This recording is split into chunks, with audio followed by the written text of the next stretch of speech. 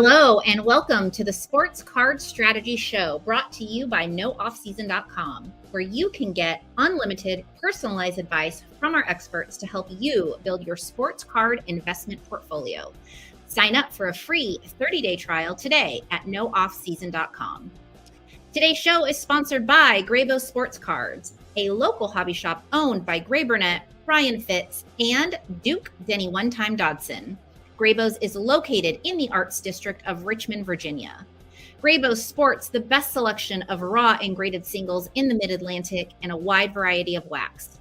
Listeners of the Sports Card Strategy Show can receive a 10% discount on any purchase at graybos.co by entering the promo code STRATEGY2023.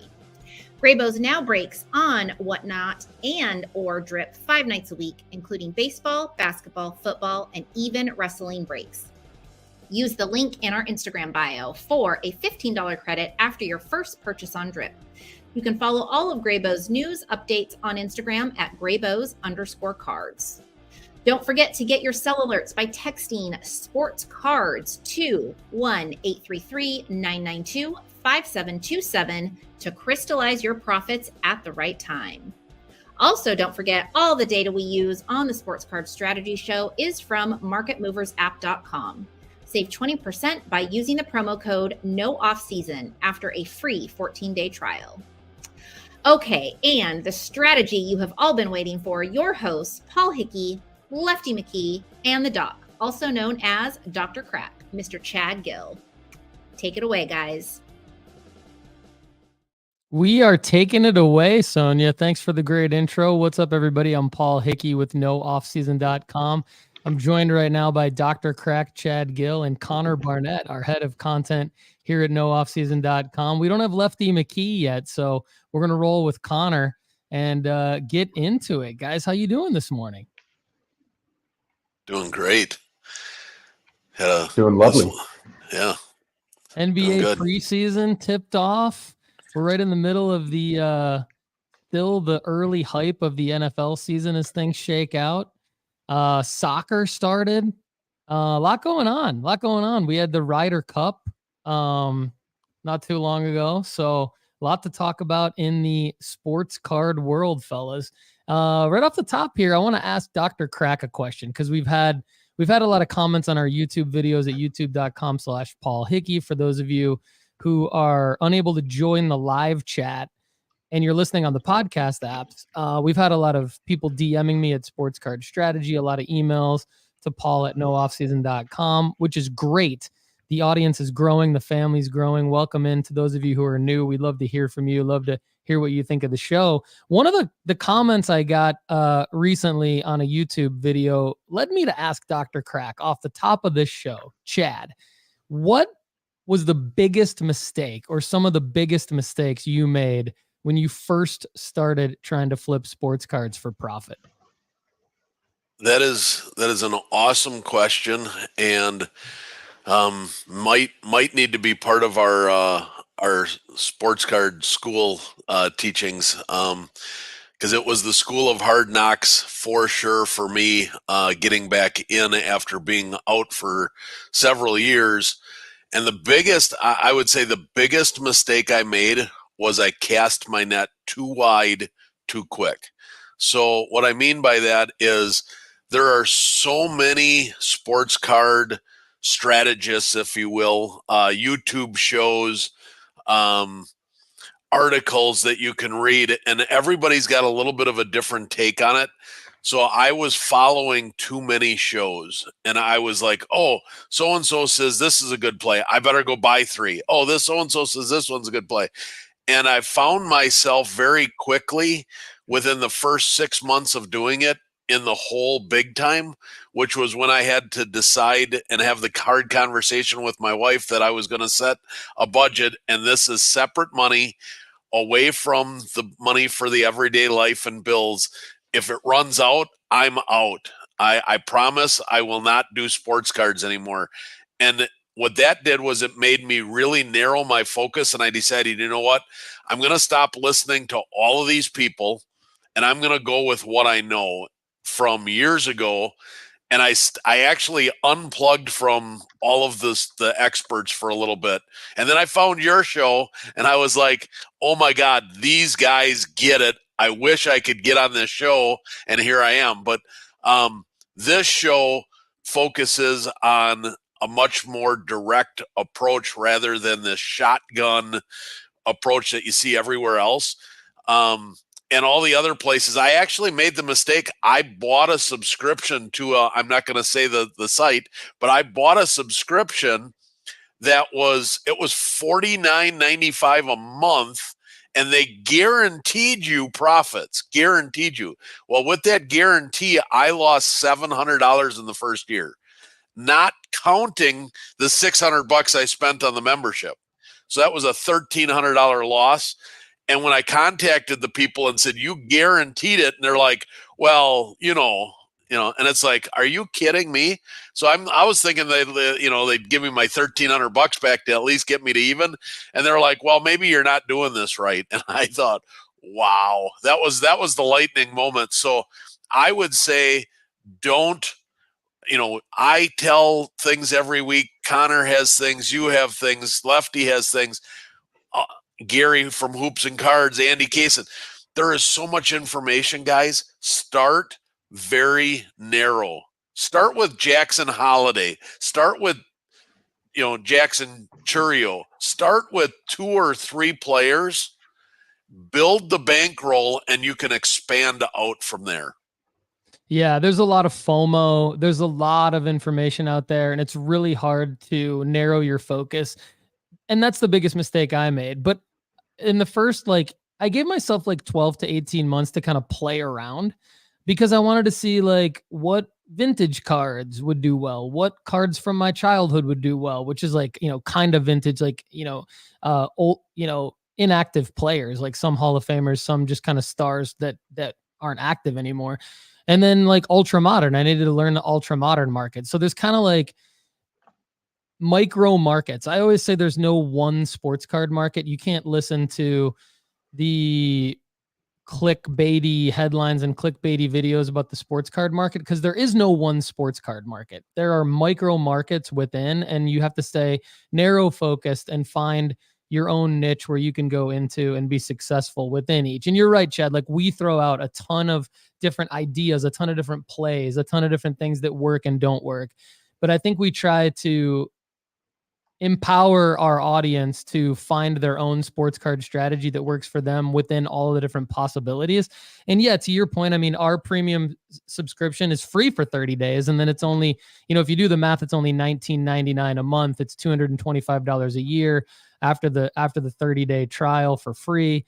And so it's nowhere near, unfortunately, what you paid earlier on. But yeah, glad you found us and glad you're now one of our co-hosts, man. So good to have you on. Before we get into our L's of the week here, we like to start off with L's of the week. We're going to go around, do some live chat love. And then I want to put Connor on the spot and ask him, I'm going to give him a couple seconds to think about his answer about what his initial impressions are about, sort of the challenges of trying to get into sports card flipping here, because he's new to the game. And which is great. It's great to have his perspective. Well, I'm going to go around, holler at the audience here, give everybody some live chat love. So Chad Guell breaks the third wall to start the show. Brian Steeler 714, good morning to you, our cardboard brother. He says, good morning, my cardboard brothers, sisters, and duders. Rusty Immegart, good morning, card nerds. Finally able to join a live stream after a couple of weeks. Go Pack, go, he says. Southern Soccer Idiot, happy Monday to you. Good to see you on a Monday, SSI. You're a Thursday specialist. Good to see you on a Monday. Cleo Cards from Cleveland, Ohio, site of the 2024 National. Pumped to see you there. Hopefully, Oh My Shoes in the house. The one and only Duder himself, Shane Graham. Happy Monday. Evan Bell. Good to see Evan Bell on a Monday. He and SSI are the Thursday specialists. Bert Fields. Leslie Alegria. That's Oh My Shoes' better half. Good to see you. Fly Heat Cards. Dustin Bailey. Greeny Green. Loving it. We're gonna say hi to more of you in the live chat as the show goes on, and Connor is going to help us with your L's and W's. So put your L's and W's into the chat. But before I get into mine, Connor, What are your initial impressions of the sports card market, man? You're a sports card bettor, and a fantasy sports player. But as you're getting into, and a lifelong sports fan and sports geek, I should say, but like as you're getting into cards, what are your initial thoughts, man? And hello to Card Snatcher, by the way. Good to see Card Snatcher. Initial thoughts is I'm thankful that I'm friends with you guys. I feel like I'm kind of cheating and have a head start in terms of if I have questions and can learn from others' experience. It's really nice having y'all kind of on the side, knowing if I run into issues or I have any questions, that I've got some pretty good strategists on my side. I think for me, the thing that it took me a second to get used to, and not that I'm really deep into it yet at all, but is it's really not predicting players to play well. It's predicting players to get the markers that you want that sell.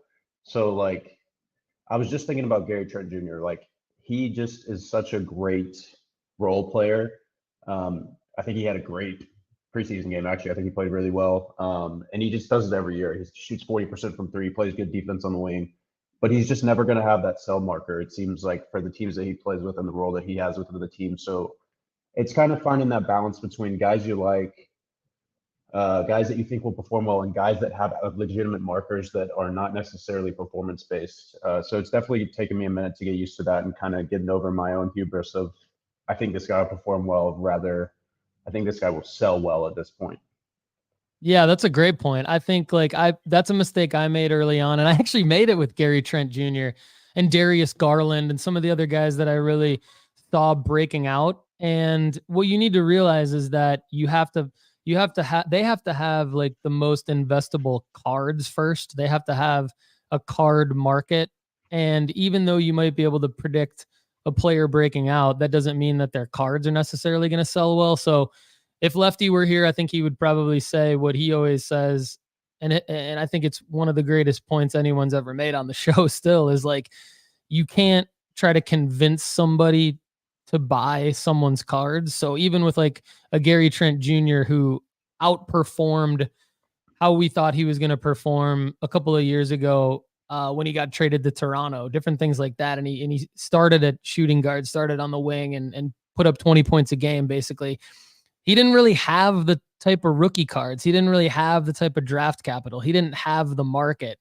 And I couldn't really convince anyone to all of a sudden want to buy Gary Trent Jr. cards, even though he was outperforming what we all thought he was going to perform. And so you have to have the mix of the right cards, the right hype around the player, and the right player at the right time. And, oh, by the way, you have to buy for the right price. So another great example is, I thought Shohei Ohtani was going to have a breakout season in 2021 after he was coming back from his injury. And that was his first breakout season. And I was right. But guess what?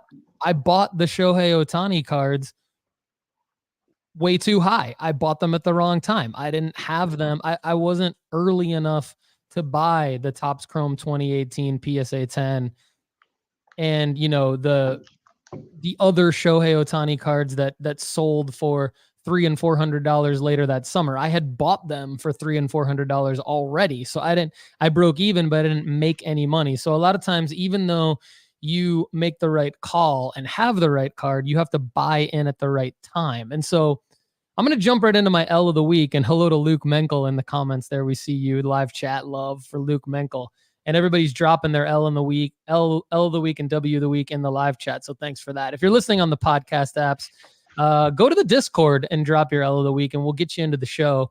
Sportscardstrategy.com. Click the link to join the Discord, and we'd love to see you there. We got a strong Discord going, but not to call this guy out. So this is my L of the week. So not to call this guy out, because I love when people comment on the YouTube videos, and we are here to help you. But there's a gentleman named Erick Sorenson. So Erick Sorenson, if you go to the latest Sports Card Strategy Show and Tell episode on our YouTube channel, you'll see Erick's comments and you'll see my replies. And I'm not going to read all of them to you, but essentially what you see is Erick documenting his thoughts that I think we've all had when we started actually spending our money on flipping sports cards and then trying to sell them for a profit. Because essentially he goes through this sort of diatribe about, now he posted about 6 comments before I had an opportunity to reply to any of them. And you can see him going through the process where essentially he spent like $3,000 on the wrong cards, and he's frustrated by that, and he's discouraged, and he's thinking, how do I do this to make money? And my simple replies are, Erick, I love you. We're here to help you. Stick with us. We can help you. We can help you turn this around. You bought the wrong cards. Nobody wants the cards you have, unfortunately. So what we talk about on our show and what we talk about in the content on nooffseason.com is helping you buy the right cards. What you have to understand, everybody, is that this is a hobby. There's a frick ton of cards. Like, there's a ridiculous amount of cards. There's billions of cards. If you see a card you like and you want to buy it and keep it as artwork for your collection. If you want to make money, you got to narrow your focus and weed out all the cards that you like and only focus on the ones that hit the formula, which is right card, right player, right time to buy, and fade everything else. It's like, it's brutally simple. Like it's brutally simple to where, like, I'm starting to answer people's questions with like, nope, wrong card. Nope, no markers for that player. Vintage card, nope. Unfortunately, the guy already passed away. There's no markers for this guy. So L of the week, unfortunately, Erick Sorenson with his comments on the YouTube video. Erick, thank you for, because his first comment was basically, you guys suck. I don't see your strategy. His second comment was, all right, I stepped away and got a grip. Admittedly, I'm embarrassed. I sunk about 3K since July, and they're basically like the wrong cards. So like, L of the week is like kind of coming in with like attacking us about it. But Erick kind of turned it around and basically was like, look, I'm kind of admitting that I bought the wrong cards. Hang in there with us, everybody like Erick, because we've all made these mistakes. Chad has, Connor's about to, unfortunately, even though we're friends with him and we're going to try to steer him in the right direction. We're all going to make these mistakes. That's why we start off the show with L of the week, right, guys? Because we all still make L's. We're all still trying to experience. But if you just have to win more than you lose, that's all. So Brian Steeler 714, Joey in the house. Happy Monday. Card Flipper's Dream, waking up with Paul, and my paper PCP, Chad. Love it. So Chad, what do you think? And what's your L of the week, man?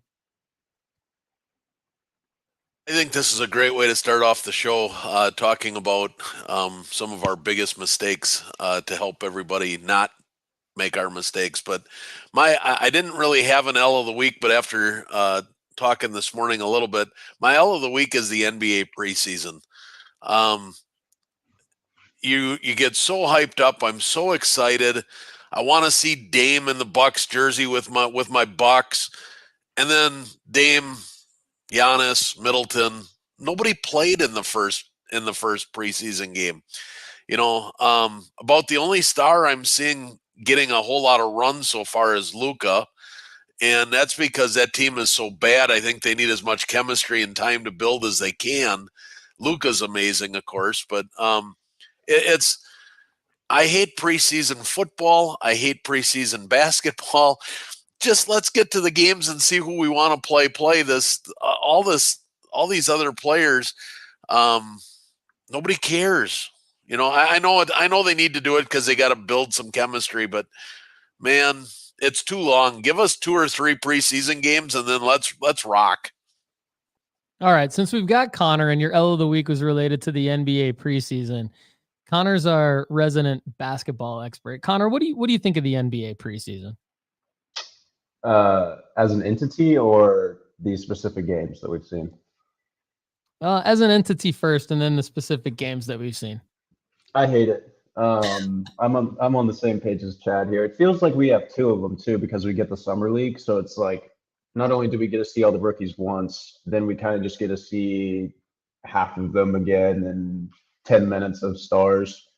But it's worth noting that the Phoenix Suns, the team that I said came out on top, obviously this is a very, very early indicator, but they put up 46 points in the first quarter when all their starters were in. And Grayson Allen had 20 points. So I'm not saying that they might be dangerous, but they might be dangerous. Love it. Love it. Yeah. Connor did make a great comment about the Phoenix Suns winning the Damian Lillard trade. And that was on the Sports Card Strategy Show and Tell a couple weeks ago. If you guys want to go back and check it out.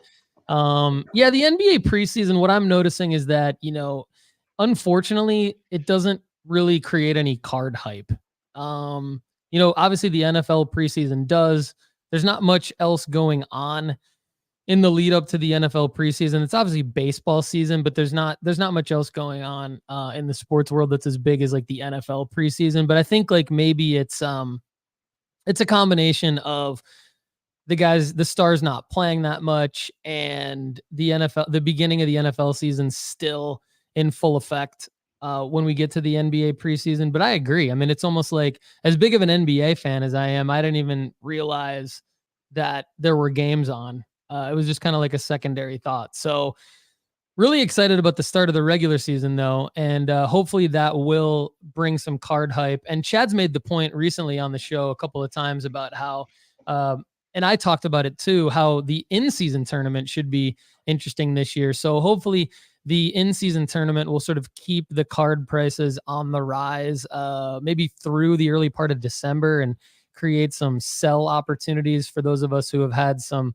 NBA cards stored up for a while. So yeah, we made the point just a minute ago that it's really important to buy and sell at the right times. And that's really where our show has focused our content around. And it's really where our website is focused the content around. So for example, texting sports cards to 1-833-992-5727. If you just text the word sports cards to 1-833-992-5727, gives you sell alerts. We text you sell alerts only when we believe that there's an opportunity to immediately list a player in a 10-day auction or 7-day auction, or get them up in a buy it now or best offer if you don't have it up already. And I think what you can learn a lot retroactively from our content, because essentially when we're telling you to sell a player, we're telling you definitely don't buy that player, right? And then we're telling you that, we're indicating patterns. It's all about pattern recognition. We're indicating patterns. So if we are sending out a sell alert,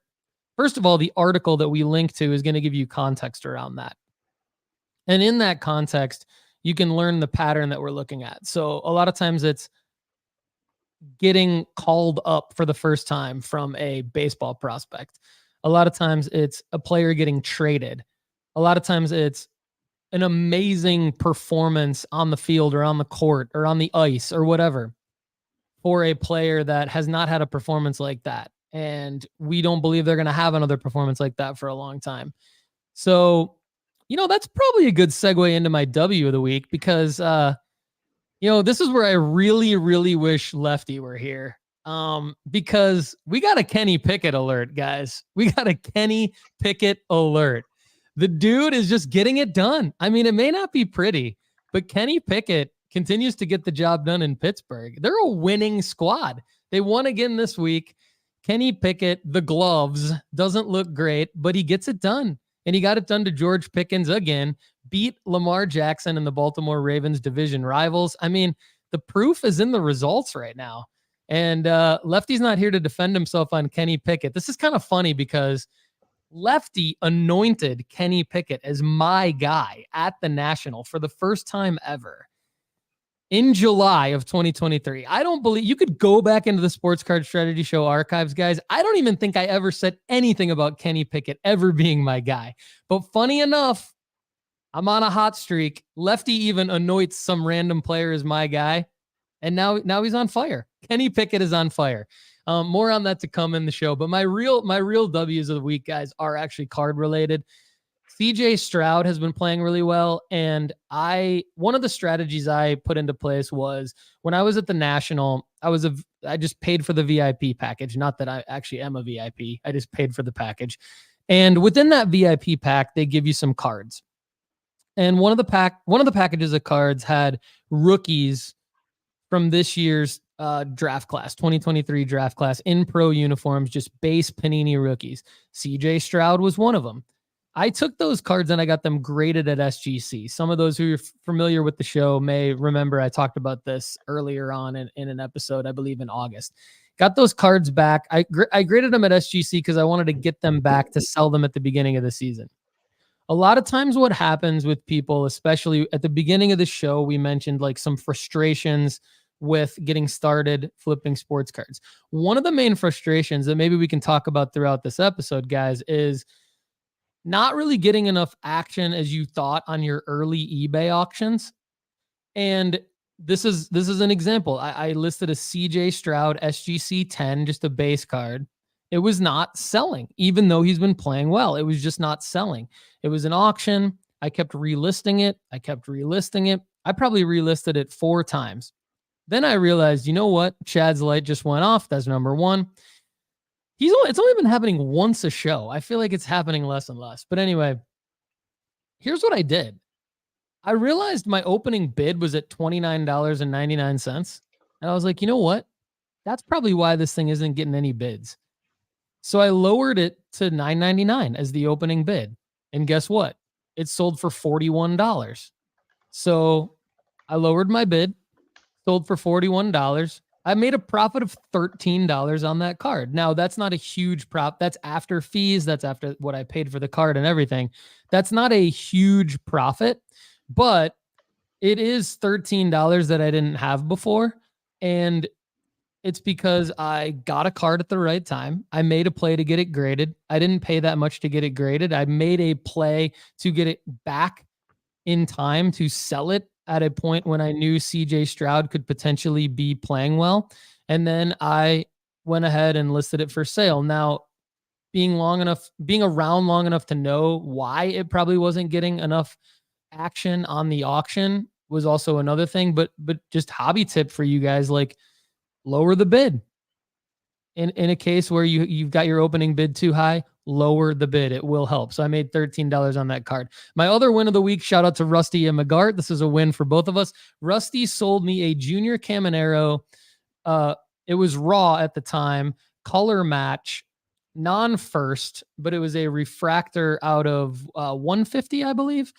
Or 199. I'm going to pull it up here in a second and remind myself. But anyway, Junior Caminero, here we go. Junior Caminero Bowman Megabox Blue Refractor Auto out of 150. Sold it to me for $200 this summer. I just wanted a Caminero and I wanted to do a deal with Rusty. So I paid him $200. I graded it at SGC, got it back a while back. It was a 10-10 and I listed it on an auction upon call up, 10-day auction, sold for $333. And so the total profit there for me is a $79 profit. That's after the price of the card, the price of the grading, and the eBay fees. So $79 profit for me on Junior Caminero, selling him, and win for Rusty and I think. I mean, this is also what I like about flipping cards, guys. I think a lot of times, like, collectors and other people in the hobby will give flipping cards sort of like the evil eye, because it's not like I'm not like keeping it in my collection. But look, everybody wins. Rusty wins, I win, and the person who bought it wins because they're collecting Junior Caminero. My last win of the week, guys, is just, if you're listening on the podcast apps, you can't see this Coach Prime hoodie that I bought, but I've long been a fan of Coach Prime. I'm sporting the Coach Prime hoodie. Real pumped about it. Colorado won this week, and they're back. They're back. And I got out of Shador when I needed to get out of Shador, and I'm going to get back in with this Bowman Chrome first coming out. Hopefully my hobby boxes I bought from Topps will show up later this week. 2023 Bowman, University Chrome, Shador Sanders, Marvin Harrison Jr. We'll see who I get. And I see Lefty McKee backstage. He's been gathering himself. We're gonna let him do his L and his W and everything like that. But let's go over to Dr. Crack for Dr. Crack's W. We're back and forth here. So Chad, what's your W of the week, man? All right. Well, I've got one that I'm going to talk about, which we talk about the grind, and then the other one is kind of in relation to what you were just talking about, and it was eBay auctions. So I bought Tua's little brother from Maryland. I bought a Bowman First green auto numbered to 99 raw, probably, I don't know, 6 to 9 months ago, back when it was cheap. I bought it for $7. I sent it into PSA for $19. It came back a 9. Wah, wah, wah. That wasn't what I was looking for. I thought it was a 10. So I had $26 invested in it. I ran it on a 7-day auction after he had a 3-touchdown performance. Thought the timing was right. Started it at 99 cents. It brought $42, and the guy never paid for it. And I was like, damn it all, that sucks. Not that it was a big profit, but it's just irritating when somebody doesn't pay for it. So I thought, you know what? Screw this. Screw the auctions. I'm going to buy it now. This is what I'm known for. I'm going to do it my way. I put it up there at $55, buy it now. I had somebody hit the like button on it, so I was able to send them an offer.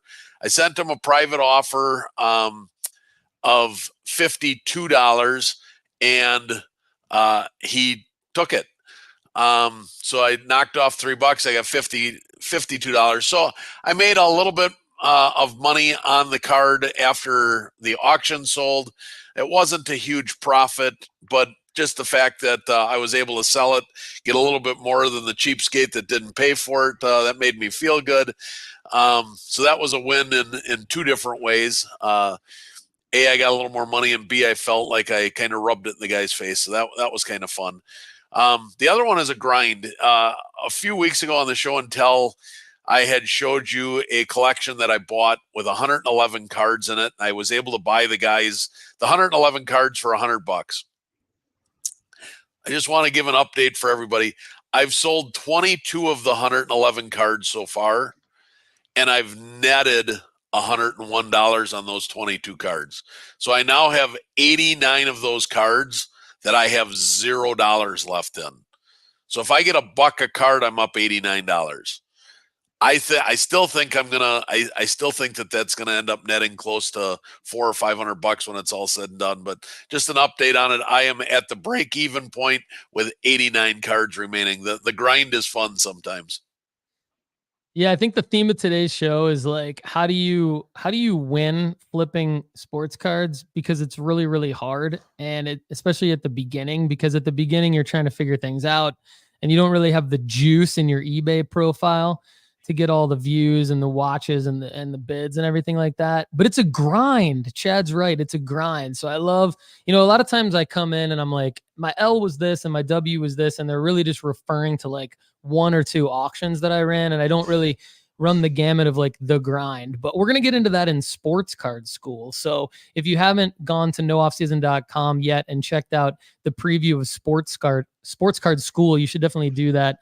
Go to nooffseason.com and check it out, or you can just go to sportscardschool.com and it'll take you right there. So, all right, well, we've got another win of the week and his name is Lefty McKee. He showed up and we're happy to have him on the show.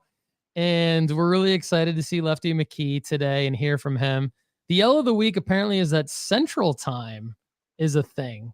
So Lefty, why don't you take it away, man, and start with it. Give us your overview and then your L and your W, since Chad and I both just did ours. Well, good morning, fellas. I woke up this morning in Nashville, Tennessee, and set my alarm for 7 a.m. Excited to do sports card strategy show with you guys. Woke up and I'm almost an hour late, so yeehaw. So typically I do this in Eastern time, as most of you guys know, and got me this morning. Those time zones are going to kill you. As most of you guys know, you, man. Yeah, thanks. I travel a bit, and so today it got me. Anyway, I apologize, but I'm here. L of the week. I missed 30 minutes of the show. Second L of the week. I have been running a lot of auctions recently. Really goes with what you guys are saying in terms of auction buy it now. And so usually somewhere I sit in the middle of Dr. Buy It Now and Paul No Patience Auctions. And so somewhere usually I sit in the middle there. Well, this week I have ended 7 auctions with the ending price ending lower than the amount I paid for the card. And then the people paid, and I just have to collect what I can off of the cards that I had for auction. And they weren't $1, $2 cards. One of them was a Jalen Hurts out of 15 autograph. One of them was a Josh Allen super short print. One of them was a Deion Sanders card. So I mean, it's stuff that is out of my repertoire. You guys know that there's another word for you, repertoire, but my repertoire is usually baseball and soccer, and so outside of that, I just kind of try to make some scratch. Didn't really work out for me this month. It hasn't worked out for me this month. It's fine because I have money still in the bank that I can add to my bank account to reinvest, especially going into December. But that's my L of the week, is that auctions have bit me in the butt. My W of the week is that I have cash ready to move back into baseball cards. I was talking to Chad earlier this week, and I have gotten some crazy good deals on prospects. The amount of cards that I have invested into Jace Young this month has been incredible. His autos are very cheap. I'm getting his refractor autos for underneath $100, and typically, especially in a guy that's in our top 10, most of those guys, you can't get their base autographs for under $100. And I'm getting his refractor out of $499 under $100. Last night, I ended up winning an auction for $109 of an out of $250 Jace Young autograph. Super excited about that. He's a guy that I'm investing heavily in. I've bought, I think I've bought 6 or 7 different autographs of Jace Young just because the deals are out there and it's incredible to watch. So that's also a buy of the week for me. But the win of the week is that I felt like I could get into a prospect that wasn't inflated, and I haven't been able to do that in a while. So looking forward to some Jace Young wins of the week here in the next 6 to 12 months. And my last win of the week is my teams are flying, boys. McLaren double podium. Oscar Piastri second, Lando third. Just a beautiful performance by Oscar. Paul called him a long time ago, but I've loved watching the McLarens fly around the track, especially chasing Max Verstappen. But it was funny because the gap between Max Verstappen and the McLarens was like maybe 3 to 5 seconds there at the end, and the gap between third and fourth was like 23 seconds. So crazy that the McLarens are that close to a guy who's in his own level, but. They had a great race in Qatar, and the Rangers are up 2-0 in the division series against Baltimore Orioles. You guys know I love the Rangers, and that has nothing to do with sports cards other than all of my Evan Carters and all of my Josh Youngs that I've had in the store for like almost a year in my eBay store that are way overpriced. People are starting to hit that buy it now and send me some offers. So looks like I'm probably going to make some good money on that too. In spite of Kenny Pickett's amazing performance yet again this weekend, it's great to see Lefty McKee pumped about his teams. I'm very excited for you. That's awesome. And yeah, great call on the McLarens. You know, Lefty, the theme of today's show basically has been like how easy it is to make mistakes when you first start flipping sports cards. And we had my L of the week. One of my L's of the week was just feeling the pain of one of our YouTube subscribers who made some comments about his struggles on one of our most recent videos, dropping $3,000 early on just some cards that just are not the right cards, and just not really sure what to do with it, and being discouraged. And I think, you know, I want to share something because you mentioned Oscar Piastri. Was very high on him, still am. And in 2022, basically the winter of 2022, and then March and April, when the Topps Chrome 2021 set came out, had his future stars in it. So his first cards, his first autos, like his first real investable stuff. I bought into Oscar Piastri. I probably spent $2,000 or $3,000, just like our guy Eric, who I mentioned a second ago on the YouTube comments. And dude, I lost because it was the wrong time to buy in. So I mentioned the formula earlier. Like you can have a prediction about a player. You can have a prediction about a card. You can be right on those two things. If you're not also right on the third thing, which is buying in at the right time, you're going to lose. So yes, I was right about Oscar. Thank you for the props there, Lefty. However, I lost because I bought in at the wrong time. Now, Lefty, what do you think about now being a decent time to buy into Oscar? And I'm going to tee this up for two reasons, because I'm going to throw in another sports card strategy in here. And that is, I think a lot of times when a driver or a player or an athlete has a moment, a lot of people list their cards for sale, which we encourage people to do a lot of the time. Now, when someone lists someone's card for sale, profit is different for everyone because it's all dependent on what point did that person buy in at that card, right? So people listing Oscar now might have bought in really low because he had dipped since I bought in, right? So you could be listing Oscar now after his second podium in the last few races, or last two races, which is great. Yeah, so 2 podiums in a row for Oscar. That's a amazing sign for this dude potentially being like one of the next top, if not the next top F1 driver, right? So what I'm getting at is a lot of like one man's trash is another man's treasure kind of concept, where people might be listing him to get out of him because they got in low. But if they're listing him in an auction, that could actually be an opportunity for other people to get in low, quote unquote, versus a buy it now or best offer, which a lot of times can be just kind of a baiting somebody to pay too much for a card. So what do you think of like buying Oscar now, Lefty? I think I would wait a week or two with a second podium in a row and a sprint gold medal. He did win the sprint this weekend, which is crazy that he beat Max Verstappen this weekend in a short race, and then he lost to Max Verstappen in the Grand Prix, but he got second. So this guy is due for some incredible runs over the next 12 months. I think he is a buy. I've bought into him this season.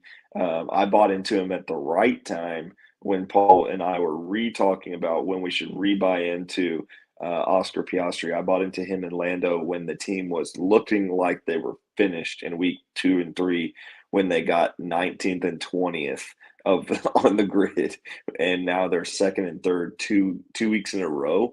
Like, this team is flying, and so I haven't looked at the prices today since yesterday on Market Movers, but I assume that if there's no bump in Oscar Piastri right now, then people just don't know who he is. And that is something that I would continue to buy. Yes. Yeah, like I had the FOMO early on in 2022. You didn't get the FOMO, and now you're winning. And I think that's a lot of, a lot of what's happening in the sports card market is, some collectors are buying in at particular times, and that's fine for them because they're going to keep the cards forever. But other flippers are buying in because they don't know what they're doing yet. They need to go to Sports Card School, sportscardschool.com, and we're going to help them out. But Lefty didn't get the FOMO, and he's winning. All right, I'm going to jump into my buys, and then we're going to go. We'll get Lefty's buys and then Chad's buys and sells, and then back up around. So here's my buys. And again, this goes with our sports card strategy of the right player, the right time, and the right card. It's got to be all three. So I'm going to give you a couple of 1 to 3 month flips. LaMelo Ball 2020 Optic Blue Velocity PSA 10.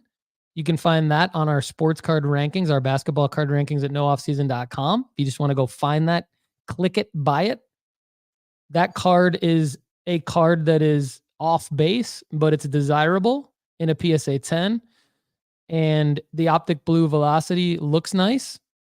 It's going to sell. LaMelo Ball is going to be a highlight reel player. He's going to be a Sports Center top 10. He's going to be Instagram, TikTok highlights. He's got Brandon Miller. He's got Miles Bridges coming back. Charlotte may not win that many games, but LaMelo healthy on the court at some point for an extended period of time, hopefully, is going to drive up his card market quite a bit from where it's been this offseason. So I still think there's a good opportunity to buy into that particular card. Another 1 to 3 month flip, Zion Williamson, specifically 2019 Prism Silver PSA 10. That card is down 71% over the last 365 days. Now follow me here because I like this pattern. Over the last 180 days, it's down 24%, but you see that it's rising. Over the last 90 days, it's down 6%, but you see that it continues to rise. Over the last 60 days, down 18%. Okay, it went down a little bit. Over the last 30 days, down 9%. Over the last 14 days, up 4%. Over the last 7 days, down 9%. Why do I like that pattern? I like that pattern because a year from now, in theory, that card could be back up 71%. Now, that would be the best case scenario. Will that happen? Who knows, right? It's all dependent upon things that we can't control. Zion staying healthy being the number one thing. But a Prism Silver rookie PSA 10 of anyone is always a card to own. Let me say that again.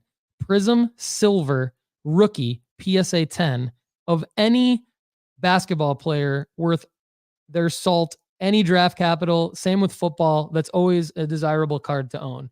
Zion Williamson has enormous upside as a player if he can stay on the court. The other thing I like about that pattern is people are still buying it. There's high sales volume of that card. There's a decent enough pop count. The pop count is just under 1,700. So it's liquid enough, yet rare enough to be a card that fits a perfect pocket of investability. So I see that as a 1 to 3 month flip because I don't think you want to wait for Zion to stay healthy for a full season. I think you want to wait for Zion to get on the court, stay healthy for a few games, put up a triple-double, put up 40 a couple of times, and then flip that MFer. Okay? An 8 month flip would be a different sport. Now follow me. James Wood, baseball, 2022, Bowman Chrome First Prospect Auto. That is a phenomenal card to buy now if you can find it. If you can find it, being the number one thing to say here, because a lot of people aren't listing their James Wood, their Jackson Holiday, their Jackson Churio, because they're going to wait for the call up. But if you can find a James Wood 2022 Bowman Chrome First Prospect Auto, that is a card listed in our sports card rankings as well at nooffseason.com. Two other cards to buy that I firmly believe in that are a little bit longer term investments and definitely higher dollar cards. 6 to 12 month flip, LeBron James 2003 Top Chrome Base PSA 10. Super common card. In PSA 10, it's a little bit more rare. LeBron is going to continue to have markers. There may be a championship run. There may be a move to another team. There's going to be retirement at some point. There may or may not be playing with Bronny now. There's a lot of variables in that one, but these are all markers that we've talked about with LeBron potentially happening. 6 to 12 month flip with LeBron. I think he's going to be in the news cycle quite a bit. He could own an NBA team at some point. That would be another marker with LeBron. And then my last buy, one that I really, really, really like. Don't sleep on this guy, Kylian Mbappe, specifically 2016 Panini Foot Sticker PSA 10. But 3 of his considerable rookie cards, including that one. Now, SSI is in the house, so he's probably going to challenge me on whether or not the other 2 are actually rookie cards. But he's got a 2017 Topps Chrome UEFA Champions League Refractor PSA 10. And then there's the non-refractor version of that, just the base. All of those cards are down significantly over the last 90 days. The Foot Sticker down 35%. The 2017 Topps Chrome Champions League PSA 10 down 27%, and the refractor version down about 9%. Those are all higher dollar cards, but what a great time to buy into Mbappe. I call this a 1 to 3 year flip because this guy, super young, going to shine in international play, going to shine in Champions League play, potentially going to make a move to a different club. Who knows? But he's going to up his American profile quite a bit as well. We've talked about this a lot on the show, but it's worth bringing up again because why? It's the right time. Who's talking about Mbappe right now? I don't know anybody talking about Mbappe right now. That's one of the reasons why these cards are down. These are investable cards. It's the right time, the right player. the right cards. Boom. That's who I'm buying. Lefty, over to you. What do you think and who are you buying, man? I love the buys. I think we've talked about LeBron a ton, not recently, but on this show, there's been times where we talked about LeBron almost every day or almost every episode. So love that. Love that he's re-entered the Sports Card Strategy Network buys of the week. Mbappe, beautiful buy. He's probably going to move to Real Madrid. Jude Bellingham is tearing it up. They're going to be a force to be reckoned with, and they're both young. My favorite buy right now is Lionel Messi. His team just got eliminated from the playoffs by yours truly, FC Cincinnati. They will not be competing in the MLS playoffs. Now, for those of you guys that don't know what that means Messi will not have postseason coverage of his team in the MLS playoffs. So what I'm saying here is finally, for the first time in maybe 6 to 8 months, he's been injured in the past 2 weeks. His team has just missed the playoffs. His team is speculating that he's going to get mad and leave and go somewhere else. I don't think that's the case. I think he's in Miami to win it. And if he leaves, he probably goes to either his boyhood club or Barcelona. Either way would be a bump for him as well. I think there is many projectable outcomes in the next 12 months for Lionel Messi, and their team is going to be very good next year. This lineup is going to continue to retool with better players, and they're going to annihilate the MLS next year. And that'll be a whole year of him being on the team. They're going to be nasty. Now is a good time. Now, between now and December, is a good time to be buying in on Lionel Messi. The card that I would recommend is the 2004 Mega Crack if you can get in at that level.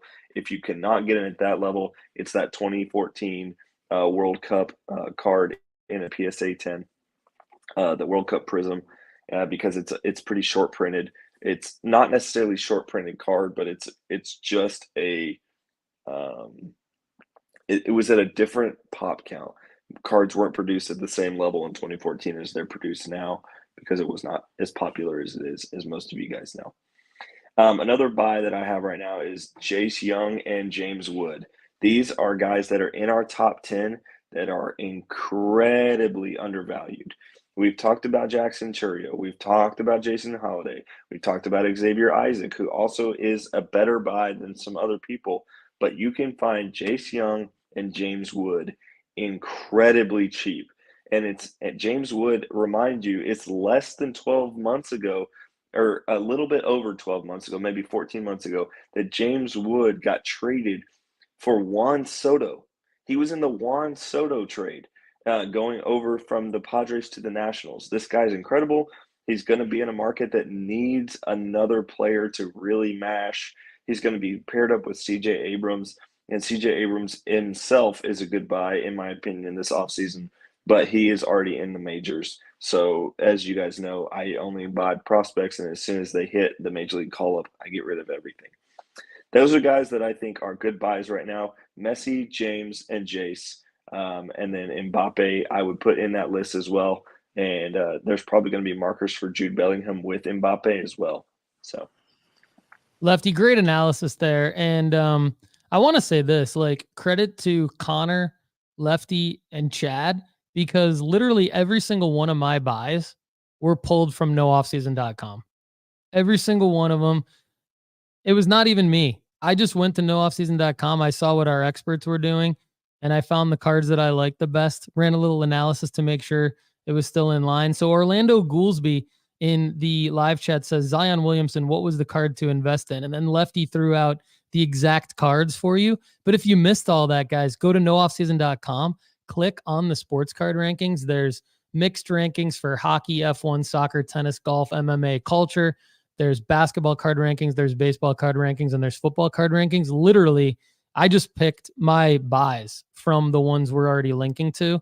So that's a great way. Just go to nooffseason.com.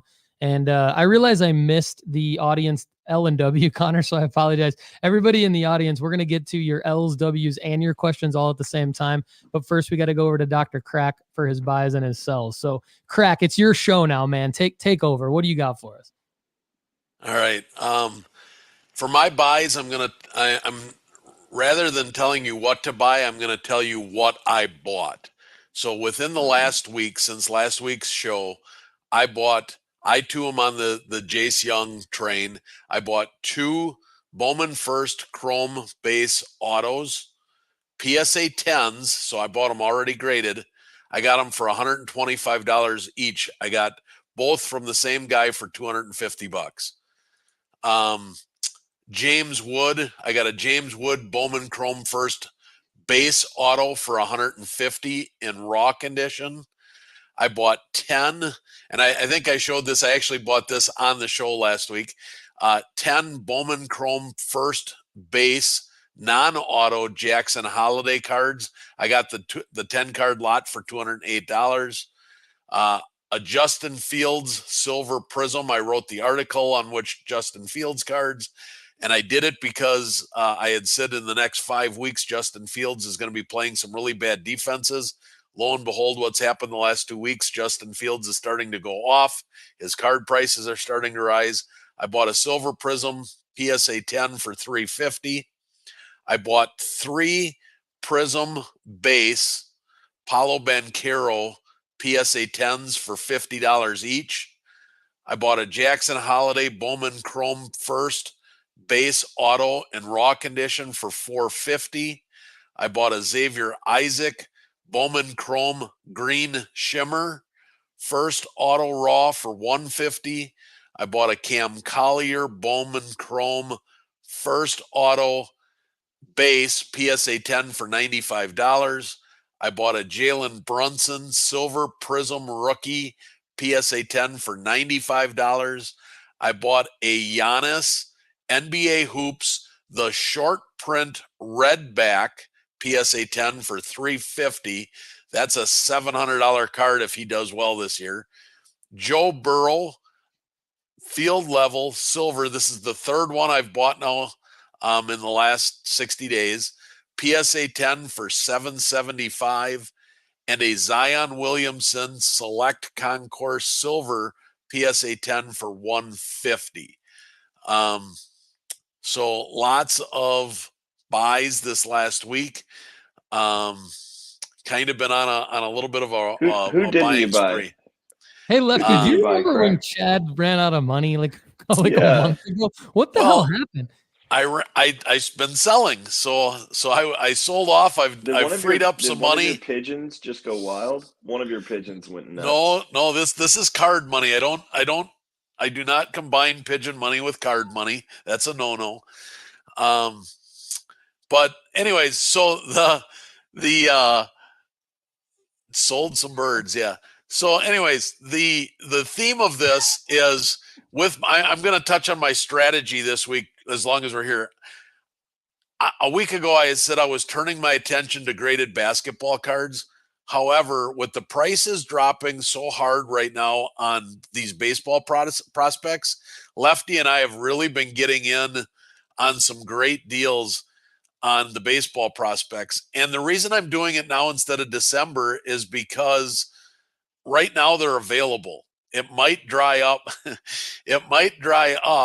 And you might have a hard time finding these cards in December. So you gotta buy them while they're available. And at the end of the season right now is definitely a good time to buy. So look at Lefty in the baseball rankings, the top 10 prospects. I told Lefty this. My goal is that I want to have a 20 card bulk play of Bowman Chrome First cards. So a 20 card play of all 10 players that Lefty has on the top 10 rankings. I want to have a 20 card play of all of them by spring training plus Junior Caminero. So I'm going to have at least 220 cards of PSA graded prospects by spring.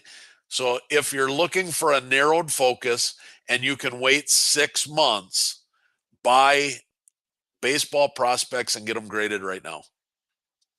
He's not selling pigeons because he's not mixing his bird money with card money. That's a no-no. And he's not selling crack Greeny Green, although he is Dr. Crack. Dr. Crack, who are you selling right now?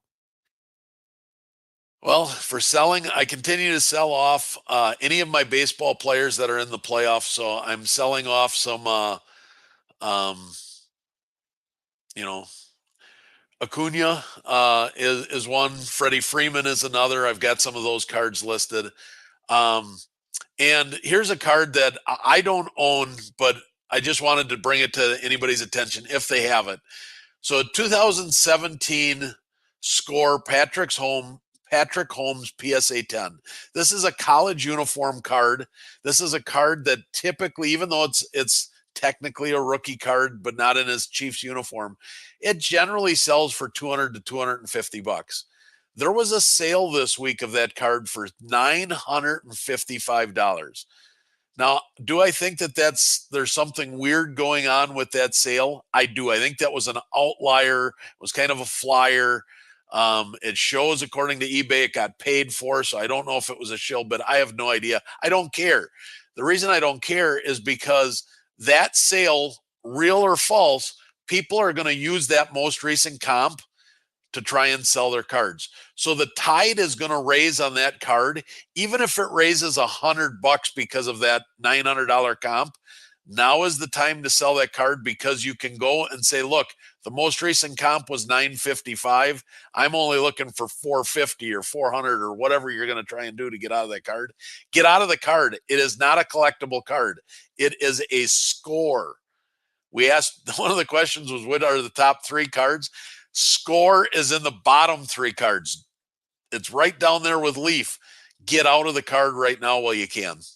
Yeah, definitely. As much as we love market movers and sports card investor, and again, you can save 20% for life at marketmoversapp.com using the promo code NOOFFSEASON. As much as we love those tools, they do tend to show like the top risers at the beginning of when you open those apps, and those are not the cards to buy into. So Dr. Crack's right on the money there. Love it, Chad. Great work, man. And again, you can see more of Dr. Crack's work, all of his work, really, at nooffseason.com. He mentioned a Justin Fields article that he wrote. That's up. Go to nooffseason.com now. Let me know what you think of the new user experience and design improvements I made over the weekend. I put some extra hours in myself over the weekend. Let me know what you think of the website now. I think it's a little bit better than it was before, nooffseason.com. All right, Lefty, over to you, man. For your sells are up, right, brother? I do. I don't have a lot of sales right now, just because the cycles that I play are not selling right now. It's buying season for me between now and December. But I did talk about how I sold some of my football cards. I have sold. We talked about this a couple weeks, right there with what Chad was saying, by selling guys that are in the MLB playoffs right now that are not prospects. The only guy that I would leave out of that is maybe Evan Carter. That dude is destroying baseballs, and he was in our top 10 in September, and he is in the playoffs doing incredible things. They're calling him Mr. On Base and Mr. Full Count. He's done incredible things. But in terms of who am I selling, it's a little bit, I'm trying to get out of some quarterbacks that kind of bit me in the butt, as I talked about with my auctions. But I also am selling anybody in the playoffs. I'm getting ready to list some of my basketball cards that I have, although I don't have a bunch. I am getting ready to sell some of my basketball cards as the NBA season is starting up. We've got preseason games going. There will be some preseason games where somebody pops off, and if that happens, I am going to sell them. If there's a random player that I end up having, which sometimes when we label these as sells, sometimes we don't in fact have those cards. But I wanted to ask you a question about this Zion. Zion is a guy that I invested in last year. We took a flyer in one of our episodes where I said I'm going to buy a Prism 10 at the time, because I think he's going to get a ton of publicity coming back from an injury. Ingram is a dog. They did nothing but retool the Pelicans roster. CJ McCollum, all that. They have a good team. So if Zion is just healthy, he'll play well. What is that Prism 2019 PSA 10 at price rise right now? Because just the base, not the silver. Yeah, the base. The base is at last sale was yesterday for $67. That card sells a lot. So that's sold Right. 27 times in the last 7 days. So 12 months ago when I bought in and I was like, okay, his market is as its lowest, and I bought in 12 months ago, that car was $200. So it's less, like it's even cheaper than that. I love Yeah. that the idea of buying Zion right now just for the flying chance. I mean, if you're at the level where you're buying $700 like cards like crack is, you can afford to risk $60 on a guy that could just be electric in the NBA. So I know that some of you guys have probably been burnt out on him in the past, and I get that like level of attrition that it takes to invest in a guy that just keeps getting his teeth kicked in. But this might be as low as it goes for him. So that's not a sell, but here it is. I'm glad you brought that up, Lefty, because I mentioned the silver, and the silver has a pop count of just under 1,700. The base that you mentioned, PSA 10, has a pop count of 23,000. But at one point, that card was up. Now, this is like not data that we should really pay that much attention to because it was just before Christmas 2020. $930 that card sold for, and it sold like 150 times around that price. But now, yeah, you're right. You bought in around $200, $220 ish. And now that card is down to $67. So, there's definitely money to be made on Zion. I mean, again, like he's a player with a high upside. Like it's not like he's, Trey Lance, where like Trey Lance now is like third string for the Dallas Cowboys, different sport, obviously, but like Trey Lance, third overall pick in 2021, has the draft capital, but he's third string. It's going to take a lot more factors for Trey Lance to move his card prices. It could be a Dak Prescott injury, but then Trey Lance would have to play well. Different things would have to fall in place. All it takes for this Zion card to move up is like him staying healthy. Because when he's healthy, Connor, I mean, would you agree? Like, he's on the court, he's balling. Like, yeah, he's just going to shoot 65% from the field and put up 25 and 12 every night if he's healthy. It just doesn't take that much for a Zion card to move. So I think that's the point there. So, all right, we're going to get more of Connor here in a second, but I'm selling. I'm just going to rattle off the guys I'm selling. I'm not going to say specific cards because I'm just going to say all rookie cards for the following players. Baker Mayfield. I know this is probably like the fourth week in a row I've said it, but please sell your Baker Mayfield cards. Christian McCaffrey. I don't care if he potentially wins MVP. He's going to get injured before he wins MVP. His cards are going to go down. Christian McCaffrey. Please sell your Christian McCaffrey cards. Sell Lefty's guy, Kenny Pickett. As much as I love Kenny Pickett and as much as he's my guy, got to sell him right now, guys. You got to sell him right now. He's exceeded Lefty's expectations for him. Lefty had high expectations for him, and he has exceeded them. Lefty's expectations. Desmond Ridder. Desmond Ridder got a win yesterday, but I don't think Desmond Ridder is going to be the quarterback of the Atlanta Falcons in the long term. And I think that he's not going to play well in the short term. So I think Desmond Ridder is a sell. And then Gardner Minshew, Lefty's other guy. I just think you got Anthony Richardson going down with a shoulder injury. I don't know how serious it is yet. Gardner Minshew, regardless, he's a backup quarterback in the NFL for a reason, guys. Guys and gals. Baby. He is a ladies starter. And gentlemen, he's a starter now, Lefty, and that's why you should sell him, correct? You got to get rid of your Gardner Minshew cards. I really just, even if he plays really well the rest of the season and Anthony Richardson misses extended time and Gardner Minshew's Gardner Mania, you got to sell him. He's just going to be a backup for the rest of his career. Oh, I said Gardner Mania. Minshew Mania. If Richardson doesn't figure out how to slide and avoid hits, the kid is uber talented, but that kid is never going to make a 16 or 18 game season. He's never going to make a 4-game season, dude. I would agree. I like him, but he's got to stay healthy. He's got to figure out how to stay healthy. You got to think it's a sell on Zach Wilson, man. He's got to get Cam Newton. They got to bring Cam Newton in and just show him, like, this is how you can be a solid rushing quarterback in the NFL with your skill set and stay healthy. Because Cam Newton did it.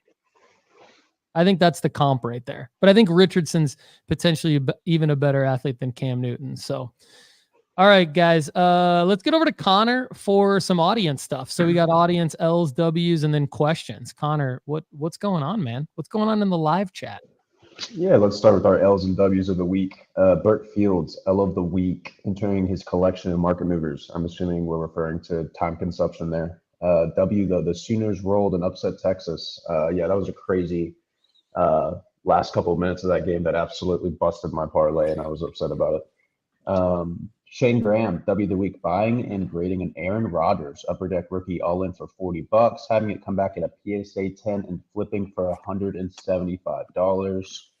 Rusty Immegart, W of the week, first eBay listing of, and I might butcher this, Perkering Extra Elite Auto 7-day auction. Shout out Paul, starting at 99 cents, already all the way up to $30 with 2 days left. All about the timing of the play. Derek Koonsman, Cooney Cards, W of the week, having his first eBay sell, heading to authentication. Zach Wilson's PSA Prism Silver, picked it up for $123, selling for $349 last Thursday. Bang.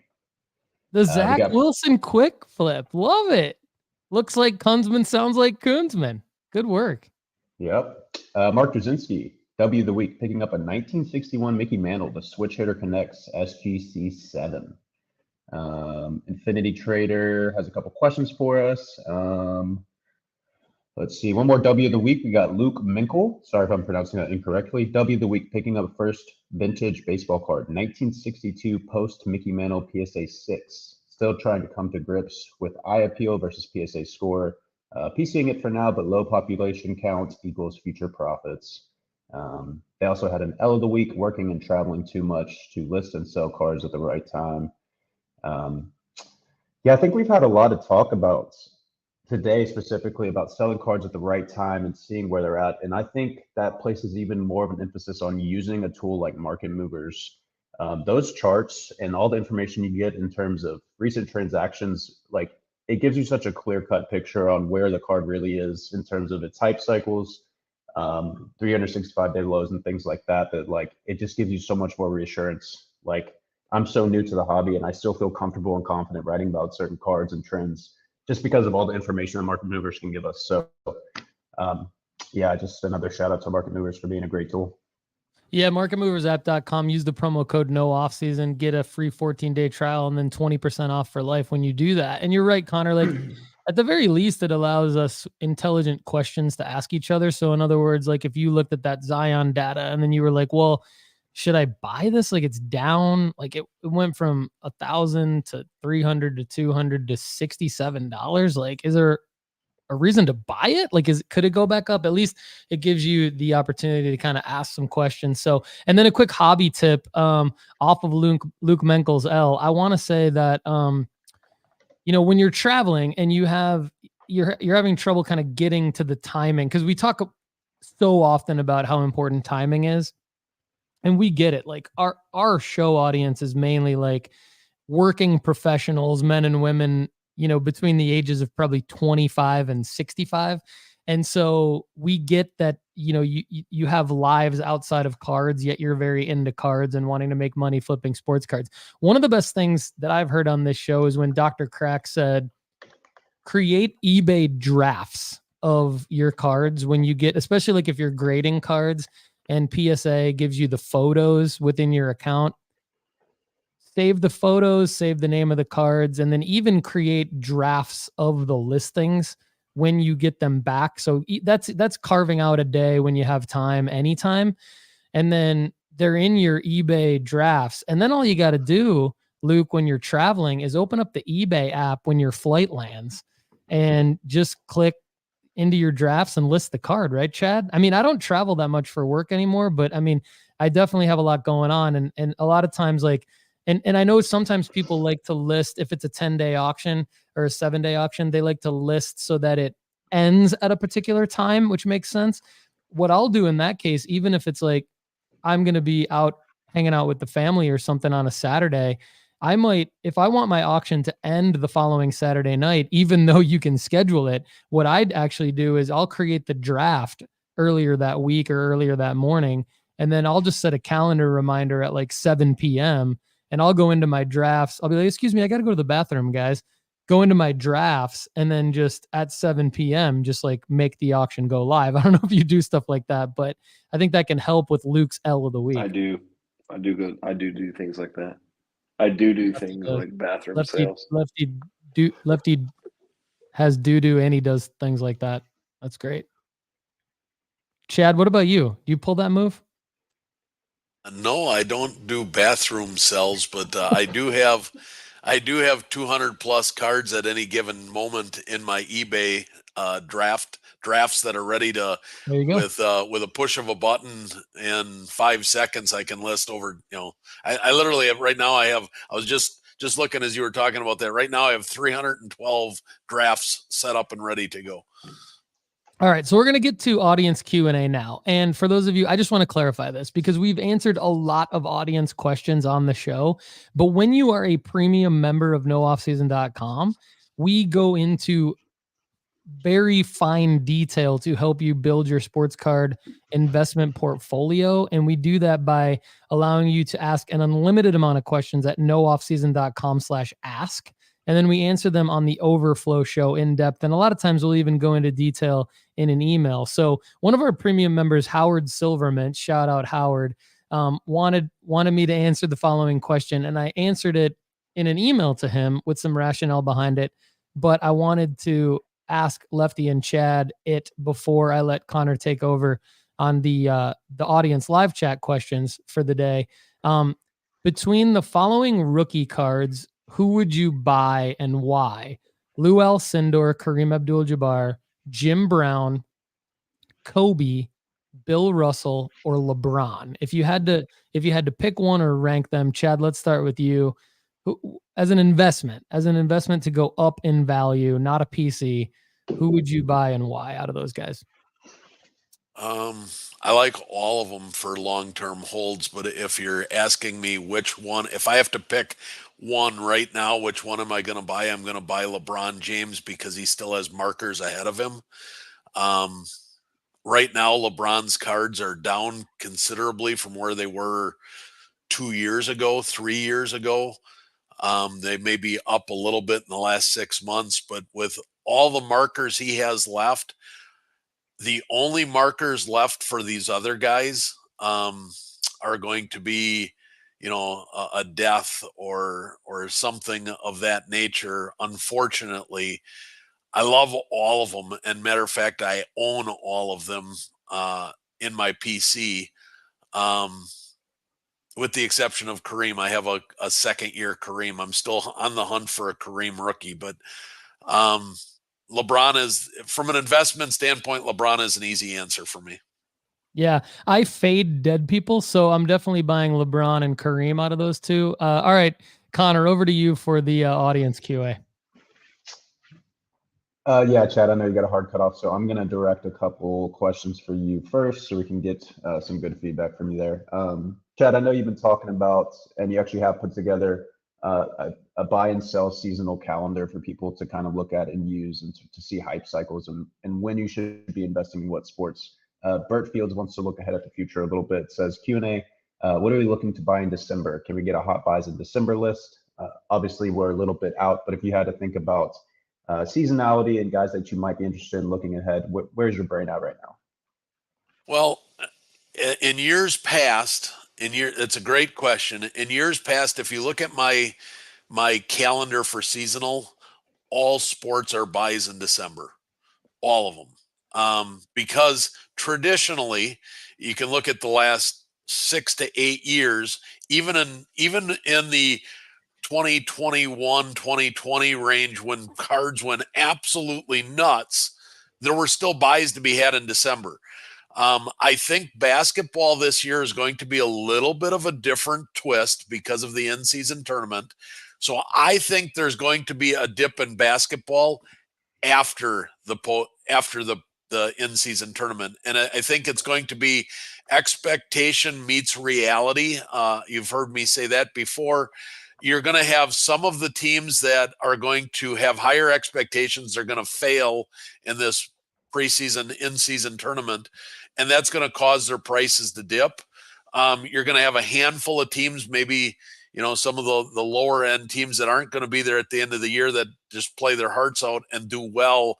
Some of those cards might not dip right away, but I think there's going to be like a post in-season tournament dip for basketball. So that might be middle to end of December for basketball, but everything else is basketball. And what I really target in December is baseball prospects, if possible, because by come January, it's almost too late to get your prospects graded and back from PSA if it takes 90 days. So you want to have everything bought for your baseball prospects by the end of the year, send them in, and that gives you that 90-day window to have them back by mid to end March. Bang. Hope that answers your question there, Bertfield. It's a lot of good stuff from Chad there. I'm going to keep it rolling for you, Chad, here. Question on card brands. I know we touched base on this, and Paul mentioned several cards, and you mentioned staying away from Score earlier. What would you consider your top 3 brands to buy for the best return on investment? It seems like Prism would be there, but are there others you like for football, basketball, and baseball?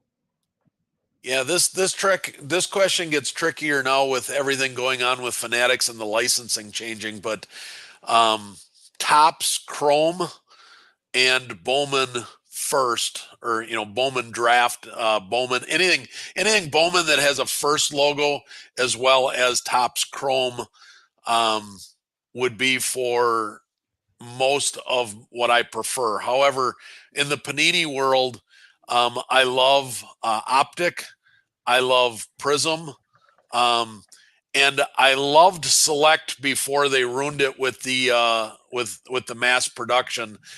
So early Select is a like 2019 and older Select. 2020 and newer is kind of You can make money on it, but it's not my favorite anymore. And then I absolutely love Flawless, but that's a whole different level of investment money for people. So Panini would be Flawless, Optic, and Prism. And then, of course, on the Topps world, it's Topps Chrome and Bowman. Yeah, good stuff there, Chad. Infinity Trader, I hope that gives you some better perspective on more desirable prints to seek after. Let's head over to you, Lefty. Give me just 1 second here. Josh DiPiazza, listening on the podcast later, but wanted to get a question in, and excuse me if I butchered this name as well. With Yamamoto signing this offseason and a lot of hype centered around Yankees and Mets, should we snag and prepare for the hype sell? Believe he's a pitcher for the Yankees, and I think he threw a no-hitter in the minors this year. Other than that, I don't have a whole lot of insight to him, but what you got for us, Lefty? He's probably referring to Yamamoto, who plays in the Japanese league currently, about coming over a little bit early. I actually have just put Yamamoto on our top 50 list. So if you look at our top 50 list, Yoshinobu Yamamoto is the only player that is not a Bowman card on our list because he has MPB 2021 Topps is the card that I would buy. So I actually talked to a friend yesterday about what card actually would Yamamoto's cards be, and it's 2021 Topps Chrome MPB Yamamoto, so like his true blue and his true gold and his true reds foils are going for anywhere between $380 and $1,000 depending on if they're graded or not. Definitely buy in there. That's a guy that I like a lot. He's one of the only non-minor leaguers in our list because he is playing professionally in Japan and he will be on the block this summer. And he's a guy that is currently on our top 50 list and coming out of the MPB. He's right there next to Roki Sasaki, but he's going to come out faster than Roki, which is why he just hit our list in October. And so if you guys are there with the Japanese buy-in, which I'm totally there, Roki and Yamamoto has better numbers this year than our man Roki, which is incredible. And he's coming over this summer. He's going to get a massive, massive contract. And with Shohei having a new contract this offseason, I think you're going to get a residual bump of Yamamoto with Shohei getting in the news. I know it's, there's so many other Japanese baseball players, but I think the world is turning their eye towards a a cultural wave coming in of incredible Japanese players that are coming to the MLB.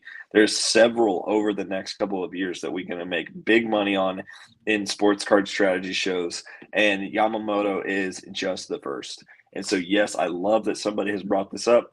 What was his name again? Josh DiPiazza. Yeah, it was Josh.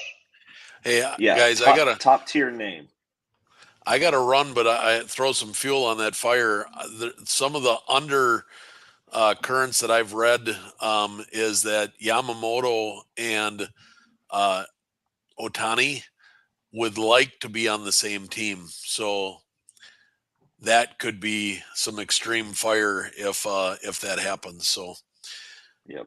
Everybody have a great week. Got to run. Sorry, got to actually work. Unfortunately here. So have a great week, everybody. All right, Chad. You good look work, great, man. Chad. Yeah, you it's all great. Thanks. It's all about the hype. It's all about the hype. So what Chad just said, like that just brings more hype to the equation for a guy like Yamamoto. So props to you, Lefty, for having him on the rankings, man. Connor, what else we got? Paul, I got one for you from Mark Jasinski. There's debate in the Discord about a card having light print lines and still getting a 10. They always thought that 80 print lines would not gem. Any experience with this dilemma? Hey, Mark, what's up, man? Good to have you in the live chat. We met at the National. Good dude, Mark D in the house. My experience with this is actually secondhand. I don't have any direct experience with any of my cards getting graded like this. Chad does. So my secondhand experience through Chad is basically that print lines can still gem based on the overall pop count of the card. And like, so for example, like if all of them have print lines, then PSA, I believe, is going to take that into account. And I don't know, like that's secondhand. I don't know that to be like 100% fact. I don't know that Chad does either, but I know I've heard Chad answer that question that way. So that's, I'm sticking with that answer. People can correct me if they have experiences. Definitely put something in the YouTube comments for this video based on your experiences for that question. We'd love to hear from you on it. Let's head over to basketball real quick, Paul. Oh My Shoes is specifically today, the day we need to post NBA cards. Saw all the games on this weekend and freaked out. Is now the time, Paul? I'll take this one. I don't think you can go wrong, Shoes, by posting them today, but I would qualify it with this. Like, I'm gonna post my like base PSA 10s or my base lower grades. I'm not gonna post like my bigger cards yet. So for example, I've got like a lot of Cade Cunninghams. I've got some base Prism PSA 10s, some base Prism 9s, things like that, like some silver 9s.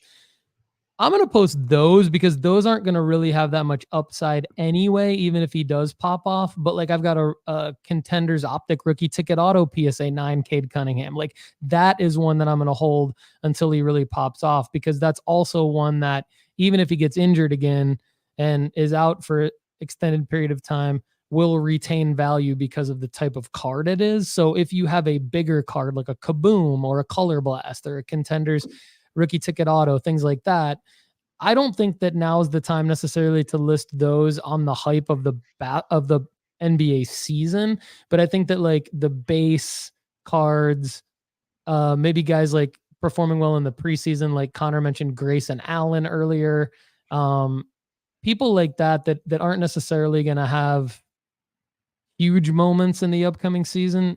I think that it's a safe time to list those cards, but I don't think you're like missing out. Like, so I don't think that if you don't list them today that you're actually missing like a huge selling window. Yeah, good stuff, Paul. And Shoes, we also, like if you head over to nooffseason.com for the rankings list, we actually have sell by dates that are not only dates, but sometimes they're actual event indicators. So if you're holding specific cards that are similar or comp well to cards that we have in our rankings list, that have those dates, but some of them are pretty clear cut in terms of what exactly to look for there. So hopefully that helps a little bit too. Yeah, like Jordan Poole, when he puts up a couple 40-point games in November, like that's a marker that we literally have on that, which because we believe that'll happen. So we don't want you to like list your Jordan Pooles right now. That's a good example. Yep. Let's head over to Lefty for a little bit of Bryce Young feedback from Infinity Trader. He's been playing so poorly. Do we think he's at a place to be a buy? Do we think he can turn it around, if not this year, but for next season? Or is he a bust? Lefty, before you get rolling, I'm going to give my quick 2 cents on Bryce Young outside of the card market. When he got to Carolina, he literally said he was disappointed in the talent that it was not word for word, but disappointed in the talent in the offensive line compared to what he was used to in college. So I think we might need to give him a second here to, I don't know if it's necessarily him or Carolina is just that bad. So I don't know that we can write him off as a bust this early. But Lefty, how are we feeling about his card market right now? I think I would put him in the almost buy category. Because I don't know if I trust the Panthers. They've done a lot of stupid things in my head over the last year. They've traded DJ Moore, and we obviously saw how that went on the Thursday night game when he absolutely balled out. They traded Christian McCaffrey, who's a generational talent, which I understand. I understand that's why you did that. But at the same time, you've got to have weapons around a guy for him to really pop off. Look at what CJ Stroud is doing in comparison.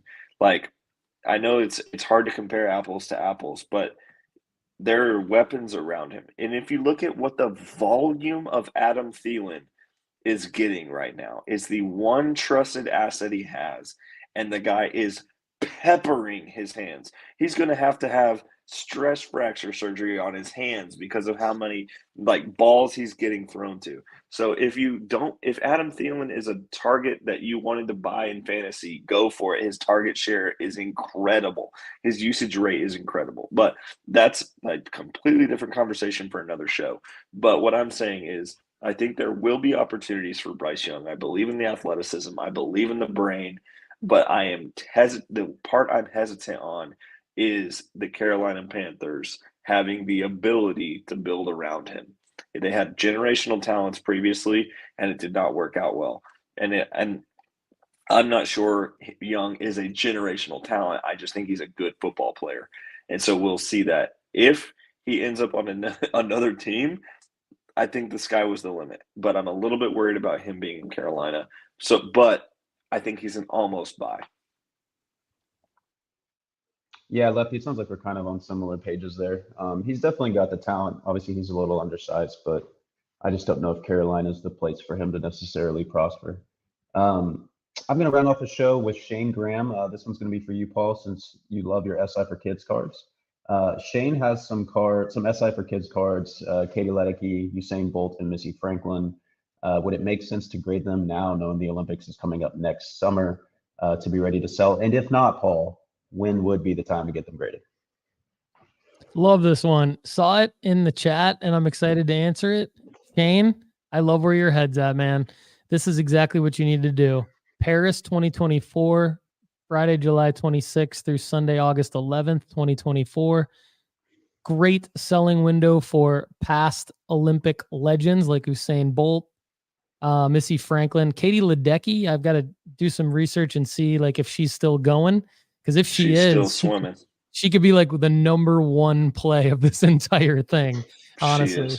Yeah. So right there, I think we want to do some more research at nooffseason.com. Connor and I are going to put together an article for sure on the top cards to buy for athletes that will be active in the 2024 Olympics, because that will be, yes, 100%. Because what'll happen is, for those of you that listen to the Sports Card Strategy Show and frequent nooffseason.com, you will make money because you will be doing what Shane is doing, which is thinking about this early, preparing your cards to sell during this window and selling during this window, and selling regardless of what happens during this window. Because yes, this is going to be a great opportunity to even sell past legends like Usain Bolt at this upcoming Olympics. I think there's going to be a ton of hype around it.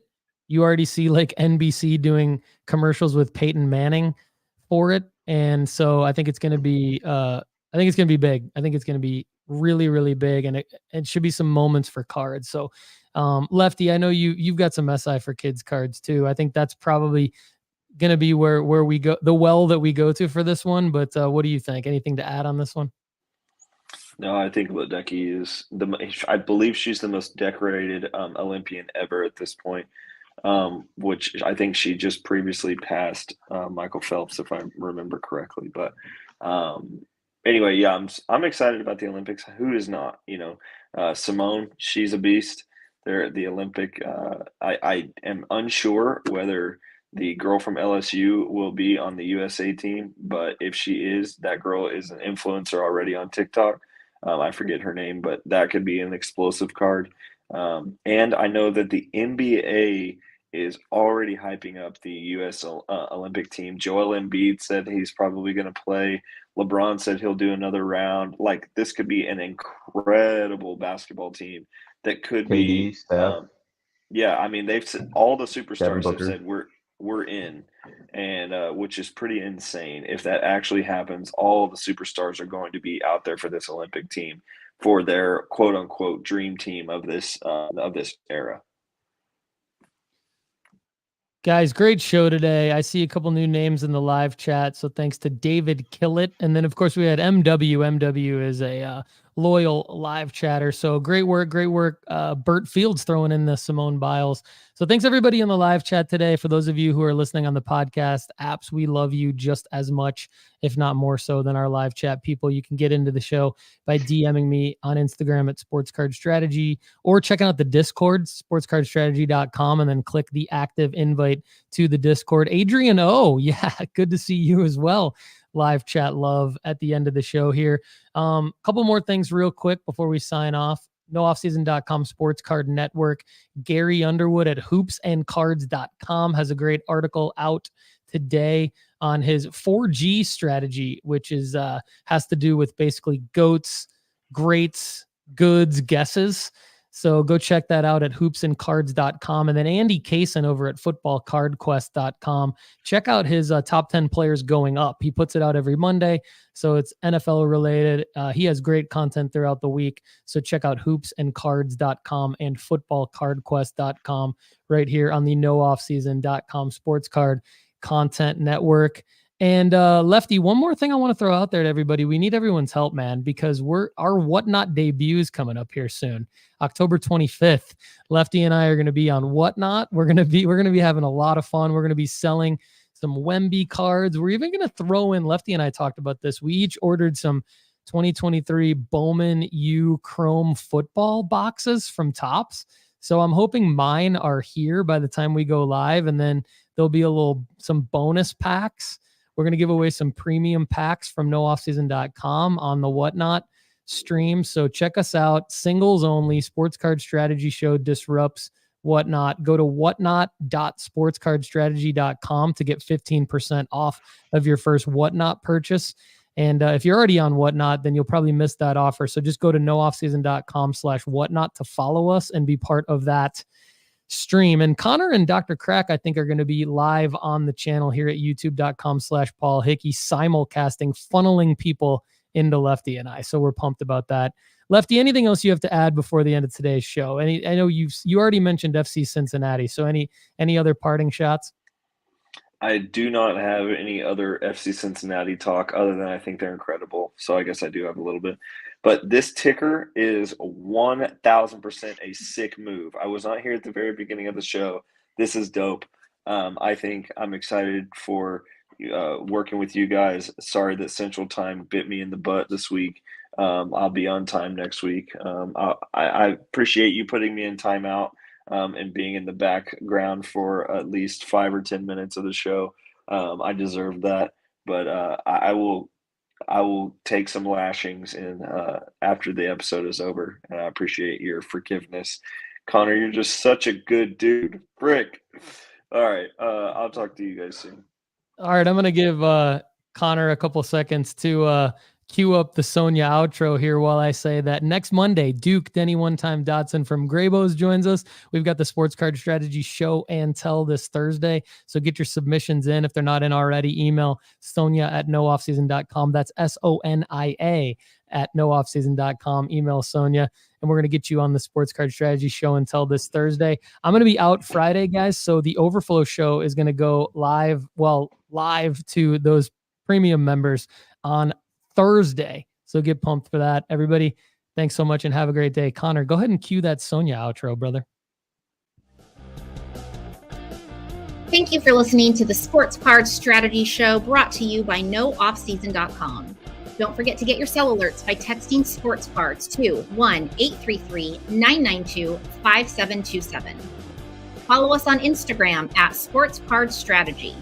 And if you feel like the show is valuable to your sports card investment strategy, we would love a review. Find us on Apple Podcasts, Spotify, or wherever you listen to the show. Thank you so much and have a wonderful day.